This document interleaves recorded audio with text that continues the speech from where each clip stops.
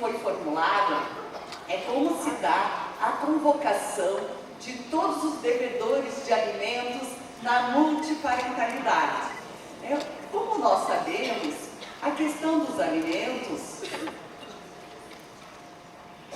a efetividade continua desafiando os operadores do direito. E aqui a principiologia ganha uma especial necessidade de força hermenêutica. Não basta anunciar os alimentos, nós temos grande dificuldade de cumpri-los. E aqui se destaca, sobretudo, o princípio do melhor interesse das crianças e adolescentes, proteção integral das vulnerabilidades, que se associa com o nosso tema estruturante central do nosso evento, parentalidade responsável, solidariedade, afetividade. Como todos nós sabemos, a gente parte do reconhecimento expresso da multiparentalidade no tema de repercussão geral do recurso extraordinário de Santa Catarina, que teve como relator o ministro Fux. Então, partimos, não estamos mais naquela necessidade de ficar colocando os parâmetros para dizer que seria sustentável a multiparentalidade entre nós.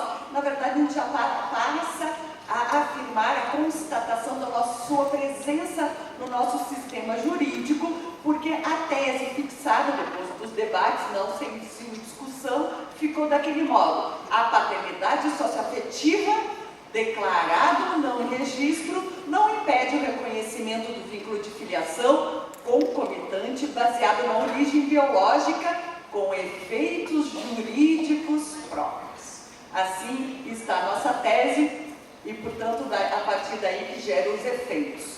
Então, podemos definir a multiparentalidade como aquela possibilidade de reconhecimento jurídico de dois vínculos de parentalidade concomitante com a mesma pessoa, ou seja, uma pessoa pode possuir ao mesmo tempo 3 ou mais, pais, parentes, ao mesmo tempo.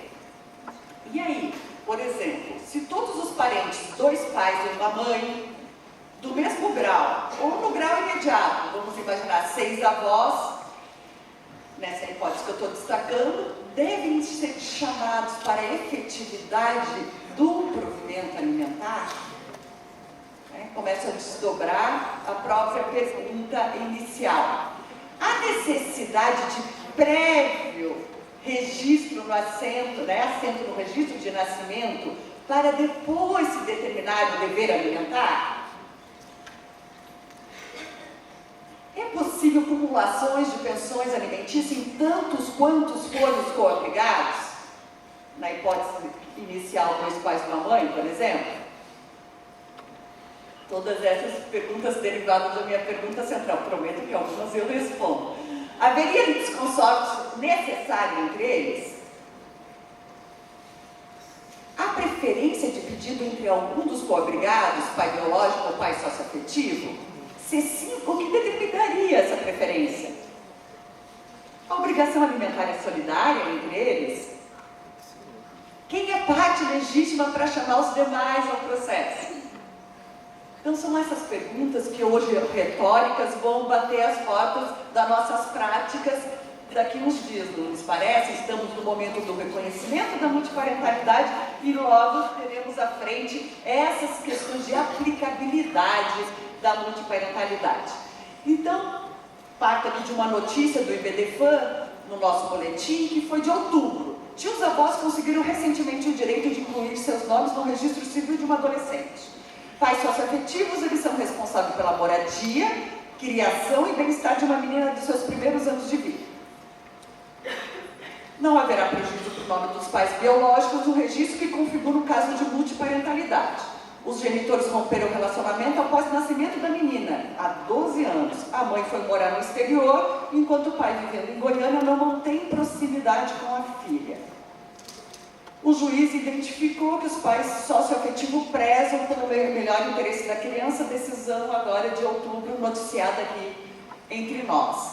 Portanto, parto desse caso concreto, aqui até agora verídico, para perguntar sim, está sendo cuidada, provida, atendida pelos pais socioafetivos. Mas e os pais biológicos não teriam um dever alimentar? Como se daria as consequências, o pedido que se teria? E agora, daqui para frente, trarei conclusões que fiz em 3 blocos de conclusões, tentando trazer questões assim de modo didático aqui para essa exposição dentro do meu período de tempo que devo cumpri-lo, antes que a luz se saia, né, se esvai, entre nós ficaremos no escuro se não cumprirmos devidamente o tempo. Então, enquanto a luz segue a nossa caminhada, digo que a acumulação de pensões alimentícias, em tantos quantos formos cobrigados, sem que haja entre eles litisconsórcio passivo necessário. Tanto quanto formos coabrigados, tem responsabilidade no dever alimentar.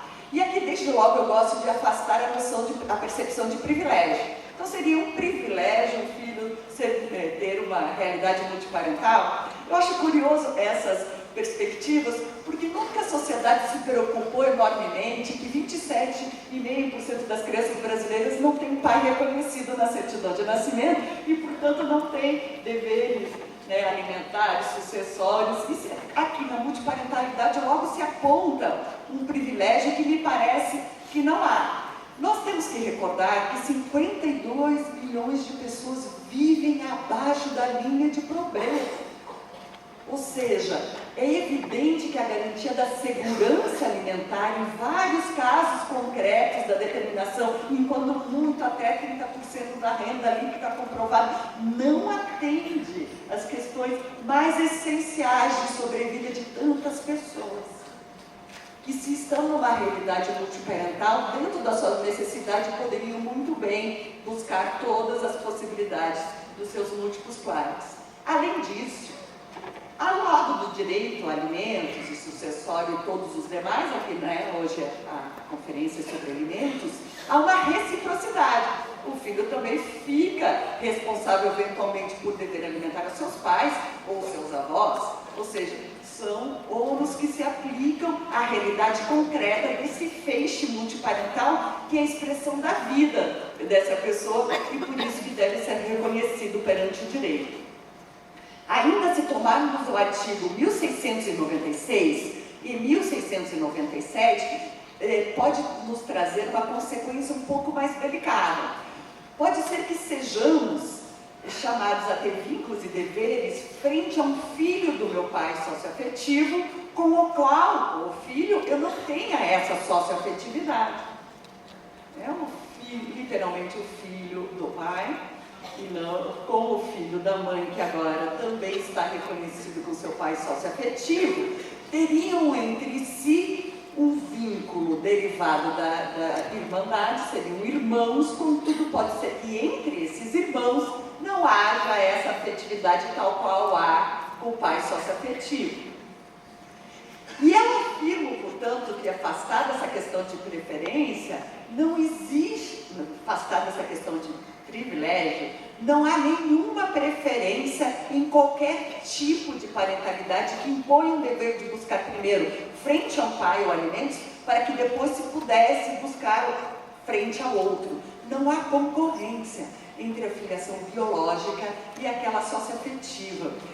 A tese de repercussão geral, ela nos vincula não só pela consequência, não exatamente pela solução do caso concreto, mas sim pela ratio decidendi. E uma das razões de decidir dessa tese de repercussão geral é que não há hierarquia entre filiação biológica e filiação socioafetiva. Não há preferência entre elas de recebimento dessa verba alimentar. Não há nenhuma ordem de prioridade, portanto, entre os múltiplos pais. Se a gente observar o artigo 1698, ele determina que, sendo várias as pessoas coobrigadas a prestar alimentos, todas devem concorrer na medida dos seus respectivos recursos. Possível afirmar que, se um dos múltiplos pais pode suportar exclusivamente os deveres essenciais da pensão, deverá, pelo menos no primeiro momento, assim fazê-lo, para fins, por exemplo, de alimentos provisórios. A obrigação pode ser adimplida por qualquer dos coobrigados, sem haver solidariedade entre eles. É uma outra conclusão. Por quê? Segundo o artigo 265 do Código Civil, a solidariedade não se presume. Ou ela resulta de lei, ou acordo entre as partes. Portanto, aqui teríamos uma obrigação divisível e, portanto, não solidária. Vocês percebam que numa análise sistemática das nossas regras, à luz daquela principiologia que deve firmar as questões relativas a alimentos, nós encontramos as soluções, me parece, todas dentro do sistema. Não há litisconsórcio passivo necessário, podendo a ação ser ajuizada inicialmente em face de apenas um dos múltiplos pares. A hipótese do litisconsórcio passivo é facultativo e é a mesma polêmica que já enfrentamos face aos argumentos avoendos. Né? Se quando os pais não podem firmar, não estão com possibilidade ou de modo complementar o segundo grau de parentesco, se todos deveriam necessariamente ser chamados, ou isso é uma facultatividade. Eu sou da hipótese que não se trata de litisconsórcio passivo necessário, aqui me firmo minha posição, inclusive, frente aos avoendos, apesar de que sabemos muita polêmica que ainda enfrentamos sobre essas questões. E aqui passo por uma segunda ordem de ideias conclusiva daquelas perguntas iniciais retóricas derivadas da pergunta central.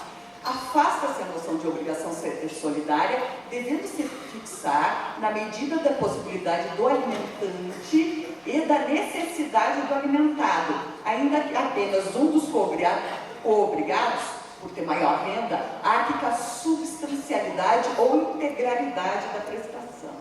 Ou seja, cada um dos múltiplos pais devem ser avaliados na sua possibilidade.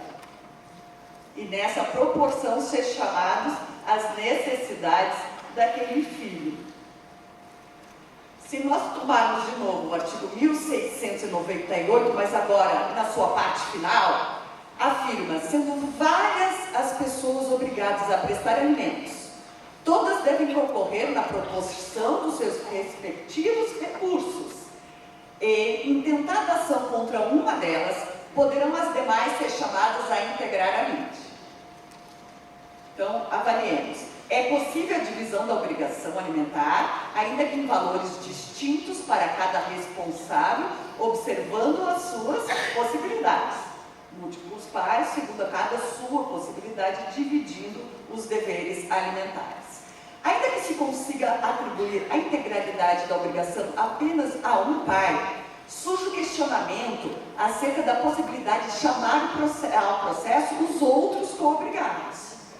Quem é parte legítima para chamá-los a integrar a lide? Alimentante ou alimentado?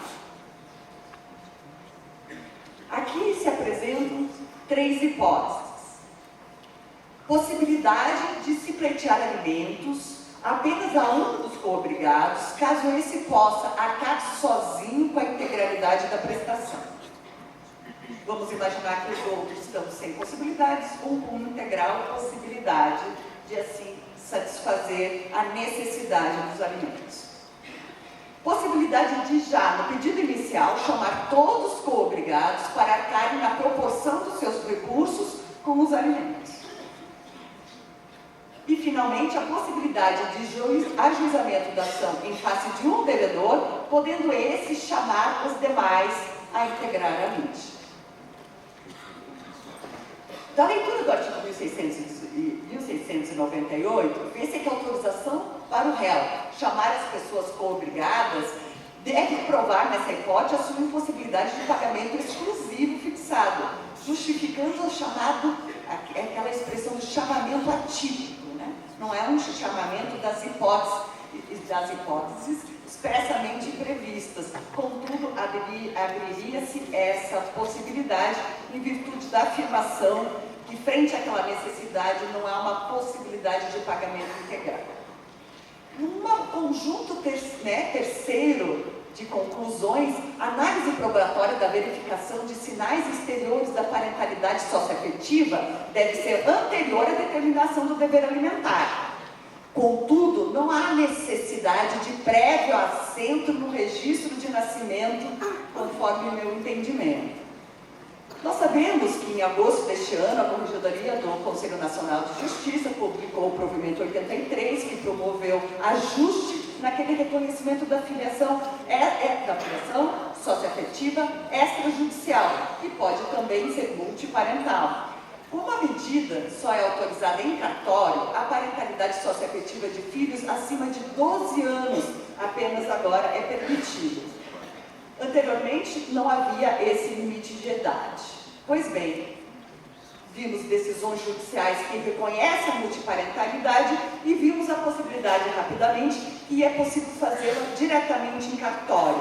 Contudo, a parentalidade socioafetiva nem sempre é oficializada. A afetividade é consubstanciação da materialidade do afeto por meio de eventos exteriorizados, captados, dimensionados pelo direito a partir da verificação de existência de fatos signos presuntivos da afetividade, segundo o nosso querido Ricardo Calderon. Ou seja, são aqueles sinais exteriores da vida, da realização que forma a possibilidade do direito do seu reconhecimento de efeitos jurídicos. É a noção contemporânea da posse de estado de filho, que é a expressão cunhada entre nós pelo professor Fachin, que sempre advertia que ela precisa de publicidade, continuidade, ausência de equívoco, visibilidade que se dá na ambiência social, que deve ser contínua, ainda que não atual. Os fatos, enfim, dos quais se extrai a existência da posse de Estado não devem causar dúvida ou equívoco. Contudo, no meu entender, não é necessário o registro, e isso deriva da própria tese de repercussão geral, que afirma: a paternidade socioafetiva, lembrando, declarada ou não em registro, não impede o reconhecimento da filiação concomitante baseada na origem biológica. Feitos da paternidade socioafetiva declarada ou não em registro. Acredito, portanto, que, a título de exemplo, uma mãe, uma criança representada pela mãe, pleiteia alimentos do padrasto, havendo entre eles socioafetividade.